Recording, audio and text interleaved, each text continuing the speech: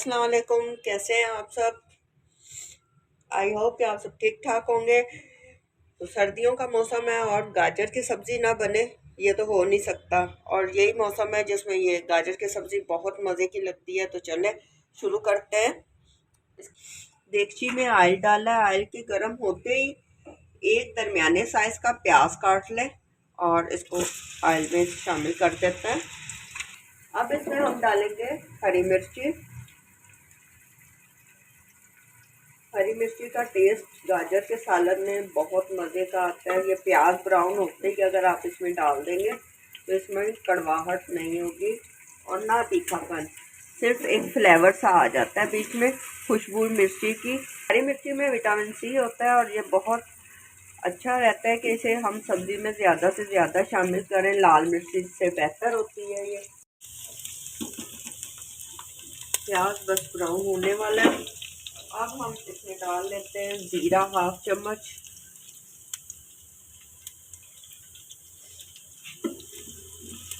प्याज को हमने डार्क ब्राउन नहीं करना, लाइट ब्राउन सा हो।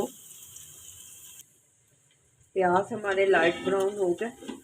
इसमें इस टाइम पे मैंने मसाला नहीं ऐड करना, पहले मैं ये सारी सब्जियां फ्राई कर लूँगी। इसमें मैंने बीच में मटर भी ऐड कर ली है, मटर, गाजर और आलू।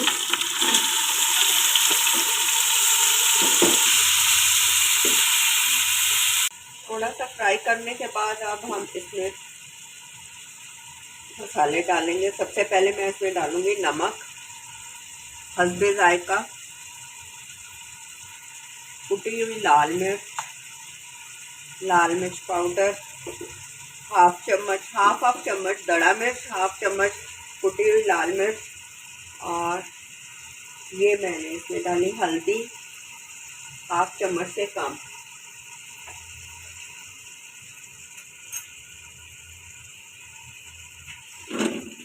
अभी मसाला पानी नहीं डालिएगा, बस हल्का सा इसको कर लें।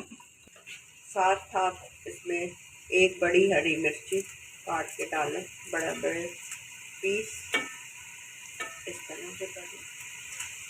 अब हम इसमें डाल देते हैं पानी, थोड़ा सा पानी इसमें डाल दिया, 1 कप के करीब। इसको हिलाकर अब आप इस पर ढक्कन दे दें।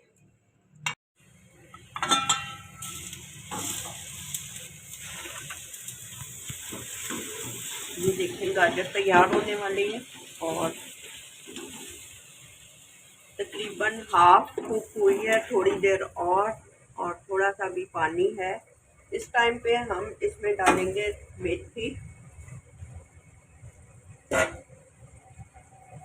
1 मुट्ठी भरकर इसमें मेथी डाल दें आप। इसको मिक्स कर लें। क्योंकि आलू गाजर में मेथी ना हो,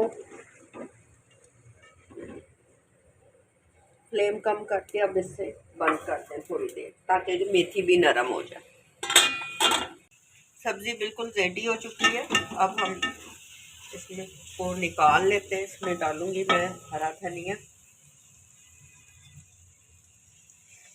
साथ में इसमें ये सूखा कुटा हुआ, इसकी खुशबू आती है। इसको मिक्स करके आपने बंद कर देना और हम इसे एक डोंगे में निकाल के सर्व करते हैं। गाजर की सब्ज़ी तैयार हो चुकी है। बहुत ही लजीज ये सब्ज़ी बनती है। आप भी इसे ज़रूर ट्राई करें। अगर आपको मेरी ये रेसिपी पसंद आए तो मेरे चैनल पे लाइक और सब्सक्राइब ज़रूर करें।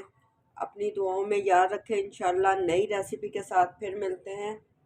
अल्लाह हाफ़िज़।